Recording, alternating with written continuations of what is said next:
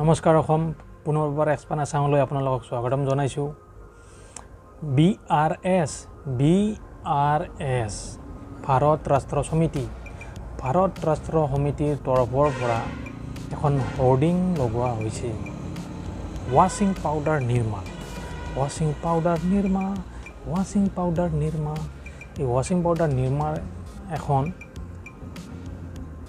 Hoarding বনোৱা হৈছে, যিখন সমগ্ৰ ভাৰততে এখন চৰ্চাৰ বিষয় হৈ পৰিছে। সমগ্ৰ ভাৰততে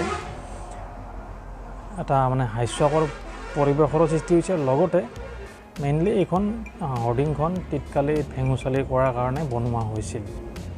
BRS হ'ল নতুন নাম, পুৰণা নাম হ'ল TRS, তেলেংগানা ৰাষ্ট্ৰ সমিতি। লগোটো বা চিম্বলটো মই ফটোত দি দিম, আপোনালোকে চাব পাৰিব। আৰু BRS হ'ল তেলেংগানাৰ শাসনাধিষ্ঠ দল। আৰু এই হোৰ্ডিংখন কেতিয়া লগাইছে? যেতিয়া কেন্দ্ৰীয় গৃহমন্ত্ৰী অমিত শ্বাহ ডাঙৰীয়া তেলেংগানা হায়দৰাবাদত CISFৰ আপোনাৰ 54 সংখ্যক ৰেইজিং ডে পেৰেডত অংশগ্ৰহণ কৰিবলৈ গৈছিল। তেতিয়া তেখেতক ঠাট্টা এটেকিং বা নেগলেক্ট কৰাৰ কাৰণে এইখন হোৰ্ডিং তেওঁলোকে লগাইছিল।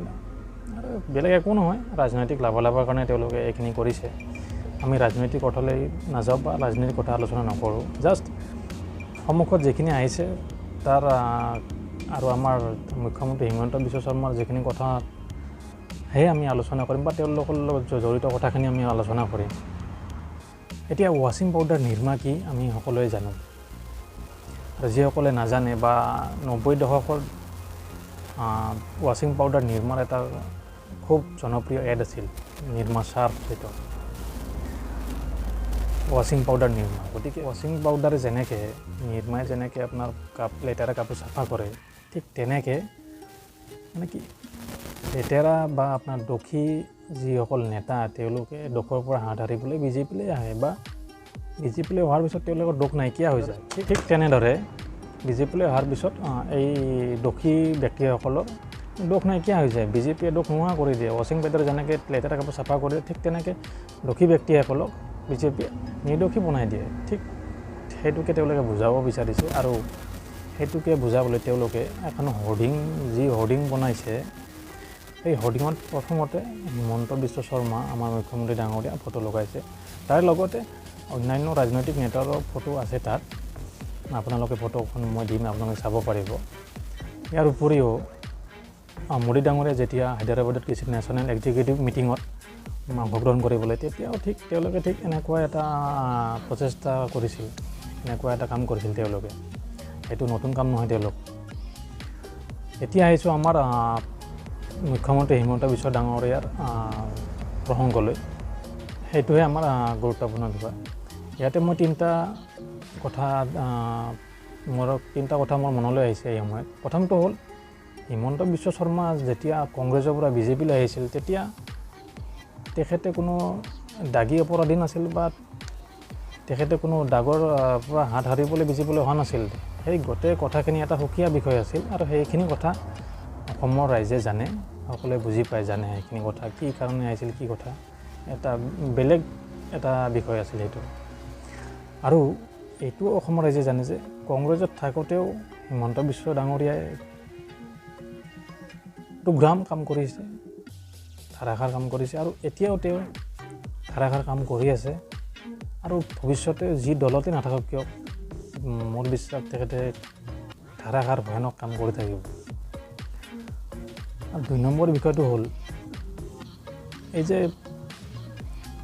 হোৰ্ডিঙৰ প্ৰথম নামটো হ'ল হিমন্ত বিশ্ব শৰ্মা।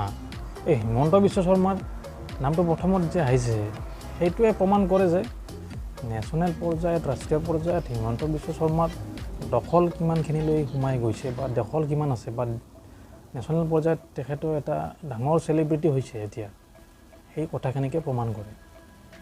আৰু 3 নম্বৰ কথাটো হ'ল আমাৰ অসমৰ মুখ্যমন্ত্ৰীক ভেঙুচালি কৰিবলৈ, ঠাট্টা কৰিবলৈ কোন হয় এই BRS দল?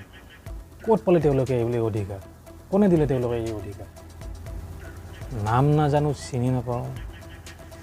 আমাৰ হিমন্ত বিশ্ব শৰ্মাৰ দেৱৰ লগত মতভেদ থাকিব পাৰে, ৰাজনৈতিক মতভেদ থাকিব পাৰে, তেখেতক আমি বেয়া পাব পাৰোঁ, সেইটো কোনো ডাঙৰ কথা নহয়। ব্যক্তিগতভাৱে ময়ো হিমন্ত বিশ্ব শৰ্মাক ভাল নাপাওঁ, কাৰণ অৰুণোদয় পোৱা নাই, আয়ুষ্মান পোৱা নাই, ৰেচন কাৰ্ড পোৱা নাই, টেটত পাছ কৰি থৈছোঁ চাকৰি পোৱা নাই, ময়ো ভাল নাপাওঁ হিমন্ত বিশ্ব শৰ্মাক। কিন্তু সেইবিলাক যিয়ে নহওক, কিন্তু এজন অসমীয়া হিচাপে অসমৰ মুখ্যমন্ত্ৰী কোনোবা অপমান কৰিব সেইটো কোনো ধৰণে সহ্য কৰিব নোৱাৰোঁ। আৰু BRS দলক এই কাৰ্যৰ বাবে তীব্ৰ গৰিহণা দিছোঁ, ধিক্কাৰ দিছোঁ। পচি পচি মৰক তেওঁলোকে। দমকলৰ পানী সুখে চাওঁ, ৰাস্তাই দি যাই থাকোঁতে ওপৰৰ পৰা পক্ষীয়ে হাগি দিয়ক আৰু ৰান্ধি থকা আলু ভাজাখন দহি যাওক। मजा आया और मैं ये जो मजा है हिंदुस्तान के हर व्यक्ति को देना चाहता हूँ। শেষত এটা কথাই কওঁ, যদি আপোনালোকৰ ইমানেই হিমন্ত বিশ্ব শৰ্মাক লৈ মানে বুকু পুৰিছে, তেতিয়াহ'লে আহক না অসমলৈ। বহাগ বিহু আহি আছে, আপোনাৰ দৈও আপোনাৰ কি হ'ব, ম'হৰ এঠা দৈ, লাৰু পিঠা খুৱাই মৰম কৰিম ন আপোনালোকক। কাণত পেঁপা ঢোল বজাই মিউজিক শুনাম আৰু ম'হৰ পিঠিত উঠাই পঠাই দিম, নে কি কয় ৰাইজ? ধন্যবাদ আৰু আগন্তুক ৰঙালী বিহুৰ শুভেচ্ছা সমূহ অসমবাসী ৰাইজলৈ পুনৰবাৰ ধন্যবাদ।